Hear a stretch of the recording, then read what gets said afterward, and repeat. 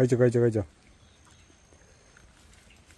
വേറെ വെച്ച് കഴിച്ചോ. കഴിച്ചോ കഴിച്ചോടാ.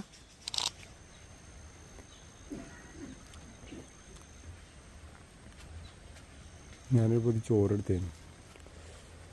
അപ്പോഴാണ് ഇവള് വന്നത്.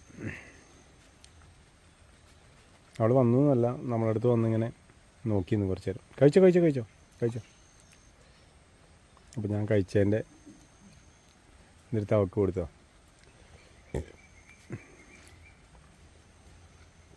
ഞാനതും ഇതൊക്കെ കഴിച്ച് ഞാനൊരു വർക്കിലായിരുന്നു. അപ്പോൾ ഒന്ന് ചോറ് കൊണ്ടുവന്നിരുന്നു, അതിൻ്റെ ബാക്കിയാണ് കൊടുത്തത്.